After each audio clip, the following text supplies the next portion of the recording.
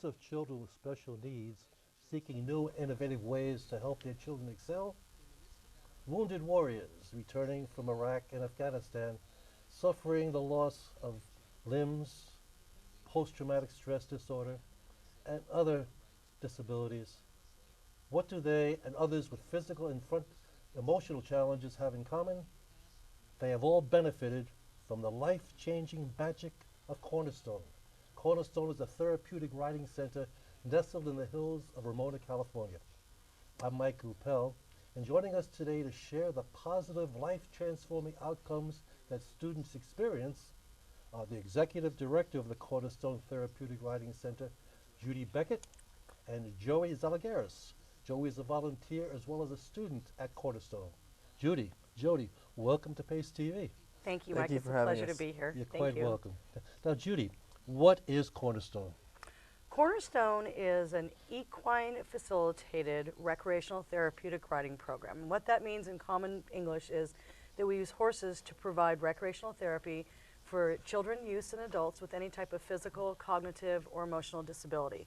We also have another program called Operation Saddle Up that works with our wounded warriors coming back from Iraq and Afghanistan, as you mentioned, that have post-traumatic stress disorder, traumatic brain injuries, loss of limbs, and other war-related injuries and illnesses. And so the horses are our co-workers, basically, and do all the work. That's very interesting, very unique. What is the philosophy behind this? Obviously, there's a relationship that has to develop between the student and the horse. Well, there are many programs that use animal therapy, and the horses are just one of the types of programs that do that. And there's a very intangible quality that the horses possess. That interaction between the horse and the human is tremendous. If you have a child with a disability, for them to learn that they can actually control a 1,200-pound animal all by themselves builds tremendous confidence. A lot of people with disabilities don't have a lot of interaction with peers, so it's a wonderful opportunity for them to get out, have an activity and a sport that they can do independently if they can't move that independently on their own.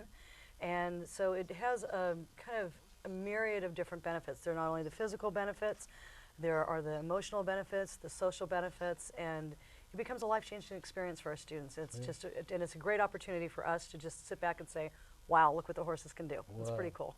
I'd like to get into that a little later on in the program, but for the moment, I said you were in Ramona, but where specifically are you? And you're part of another area, another ranch, are you not? Yes. We operate from Creek Hollow Ranch in Ramona, which is on the east end of Ramona off Old Julian Highway. Creek Hollow is an outstanding 350-acre state-of-the-art equestrian facility that has complete with a herd of American bison. We have about 125 horses total on the property. It's also a training facility for dressage and hunter jumpers as well. So it's an amazing place, and it sits on a valley floor surrounded by the mountains.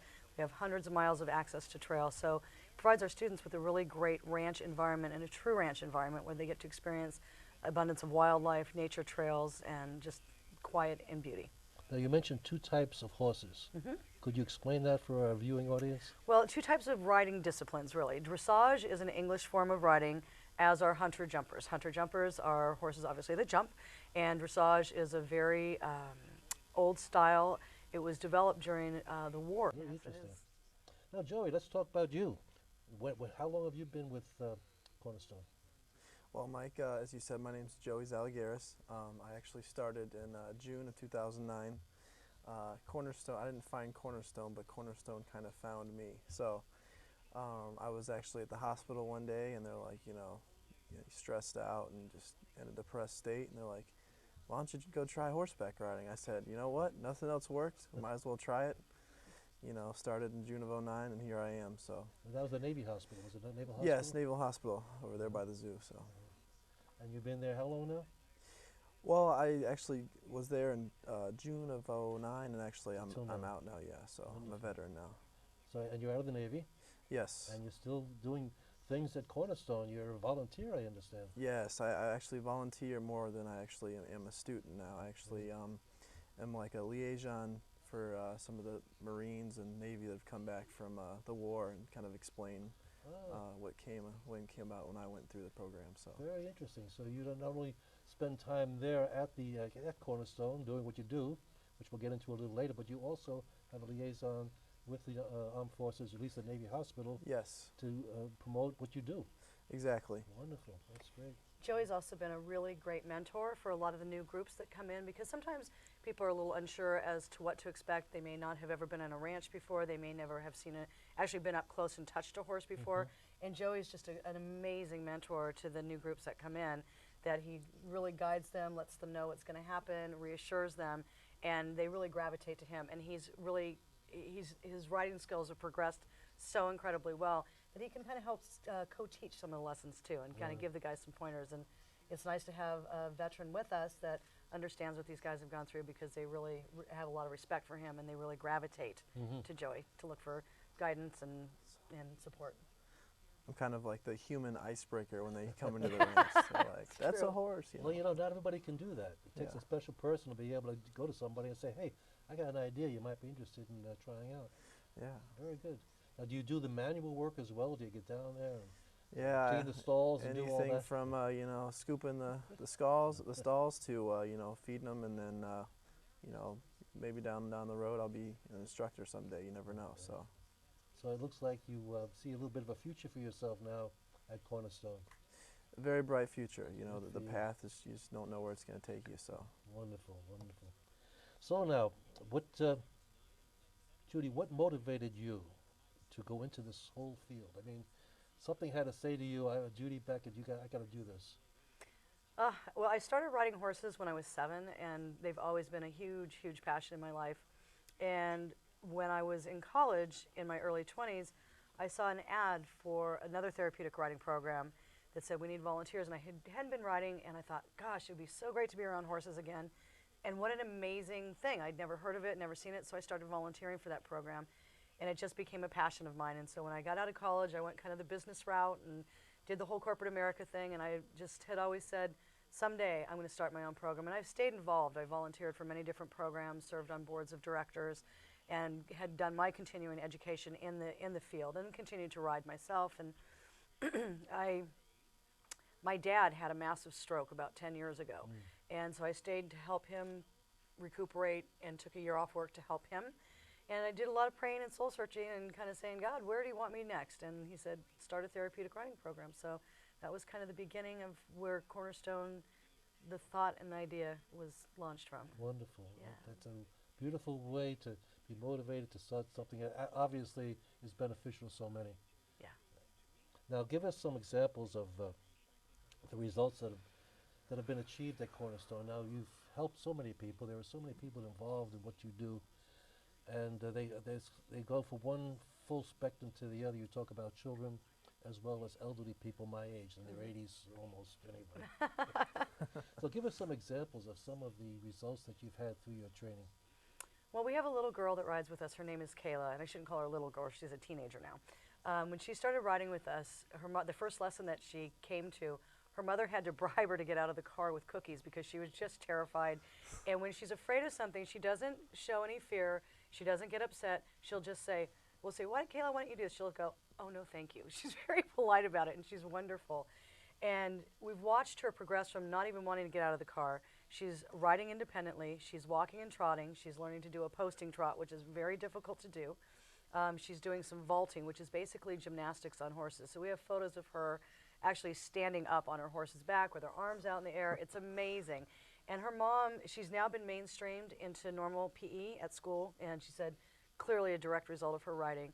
And she said at home even, she said the things that she wasn't brave enough to try, she now knows she can try and she can accomplish. So it just had a very pervasive, positive impact in her life overall. And so it's pretty cool to see that. So she's an amazing kid.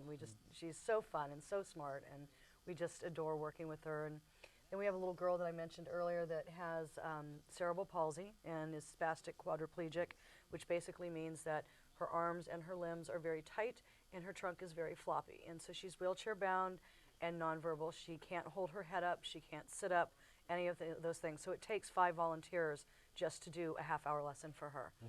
And what we've seen now is that she's able to hold her head up all by herself for 15 seconds. And for people like us, we don't think that that's a big deal, but for her it is. And she can come eye level and see where she's going, make eye contact with people. And there's a lot of communication that goes on there that's nonverbal. You don't have to be verbal to be able to communicate. And she has such joy, and she's getting much stronger.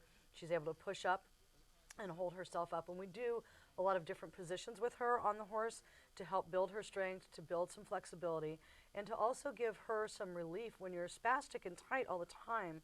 You know, your muscles become, and everything in your joints and your tendons become very sore. Right. And the rocking motion of the horse and the warmth of the horse's body just absolutely allow her to relax and get some extension in her arms, and the spasticity goes away. And just to have that relief, if nothing else, is just a huge benefit of the therapeutic riding. Sure it is, yeah. And then our oldest guy is 84, and he has a degenerative neurological condition which lock up his joints. He doesn't have any facial expression. He can't smile because of the disease. But it's what he looks forward to every week. And again, we watch the horses loosen him up. We watch him build his stamina, build his strength, and help him with his balance, which is huge, and proprioception, which is understanding where your body is in space. The horses have an ability to kind of really stabilize you when you have some balance issues and that kind of stuff. So very interesting. Yeah. Before we leave the children, the parents, obviously the parents know the work you do, and I'm sure they have a feedback they give to you when they see the changes that take place in their children. Tell us a little bit about that. I mean, it's so hard to put it into words. We've seen parents in tears at the tremendous progress their kids are making. We had a little boy that came into us recently that's a foster child, and he has some developmental delays. He's very ADD, and he's just cute as a button. And I did even his first evaluation, and I said to his dad, he's really athletic, and he's going to just absolutely excel. And he goes, he is? And he didn't know because he hasn't really had a lot of success, you know, in coordination, but he has it, and it's there, and the horses, again, will bring it out. So we see that kind of joy and kind of sometimes that awe of not even thinking that their child might be capable, and seeing how far they can go, and as I said earlier, how it affects their entire life. And it doesn't just stay at the barn. It goes home with them. It goes to school with them, and it's pretty cool.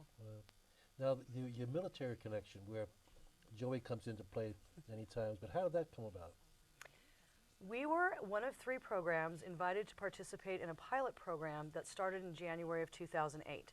The pilot was created by the J.F. Shea Center, which is a huge therapeutic riding program in San Juan Capistrano, and they're one of the best therapeutic riding programs in the country, and probably the best on the West Coast.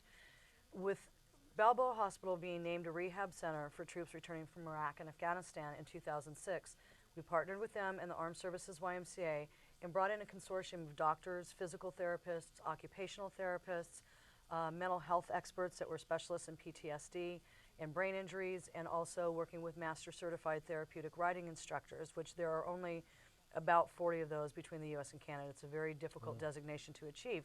So we used this group of people to say, okay, we have this very unique population coming to us that nobody's really ever worked with before. What do we need to know?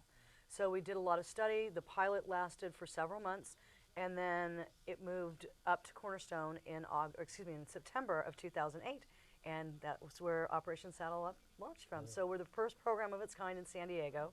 We are very, very fortunate to have the relationship that we have with the hospital and with the Armed Services YMCA. They've been so tremendous, and the Armed Services YMCA acts as a liaison with us in the hospital as well. They're just tremendous. So we're very, very honored to be a host site also.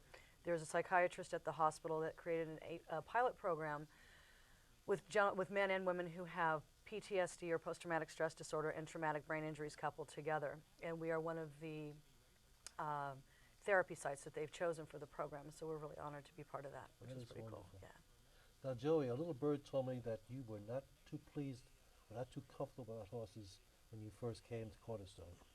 That bird was correct. I tell you right now, whatever nut he ate, he told you the truth.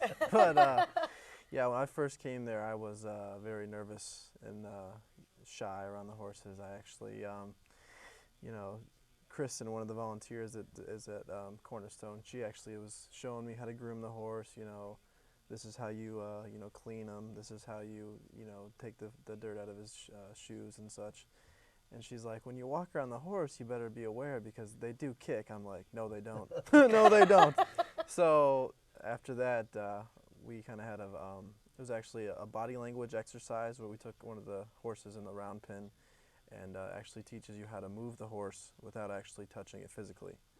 So when the horse jumped real quick, you know, with my cat-like reflex, I almost jumped the 5-foot fence. We were dying. It was pretty funny. He was like, I've never seen somebody move that fast in my life. Yeah, so it was definitely hilarious. But from that point until now, it's definitely like a black and white difference. Yeah. You know, I had no clue how to, you know, even get on the horse, to even what it was called.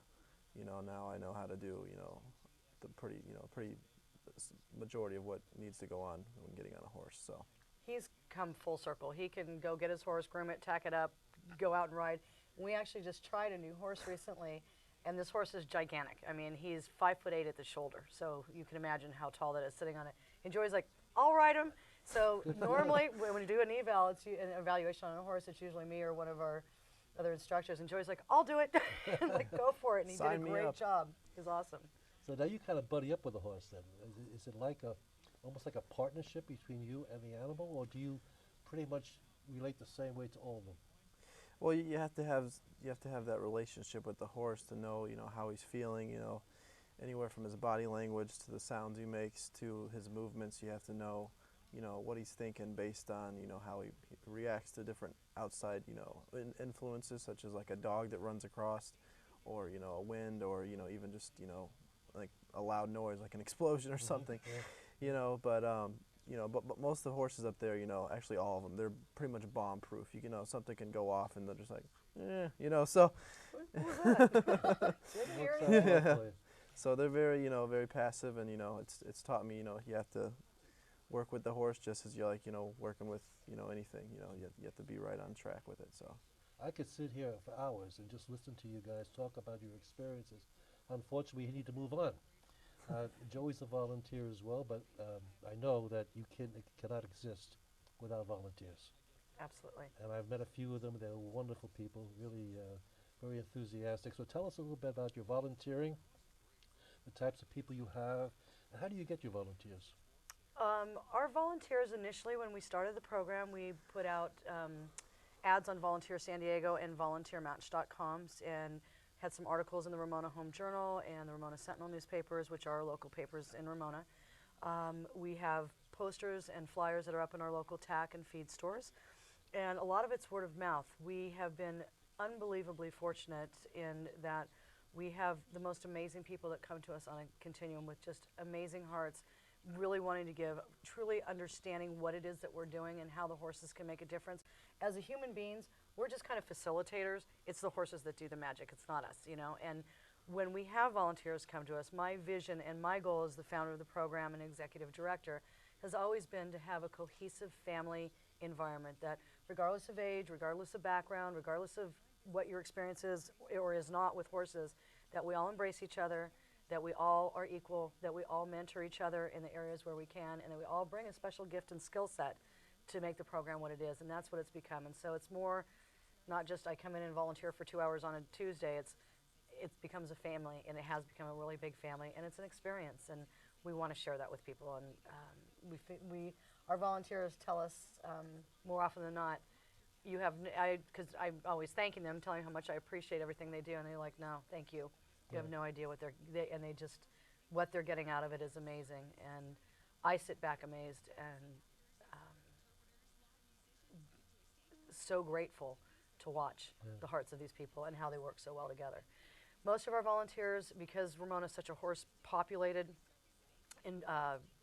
community, a lot of our volunteers come to us with a lot of horse experience. So that's always a bonus, but it's not a necessity or a requirement, and we're willing to teach. I will give lessons to our volunteers, people who have never ridden before and want to learn. I'll do that with them. And we have some other people that come to us with some riding skills that want to enhance what they already know, so we'll do that. We do a lot of natural horsemanship and round pen training, not only with our military groups, but also with our volunteers, so they can learn how we ask our horses to move. Interesting. Yeah. I'd like you to take us through a typical day.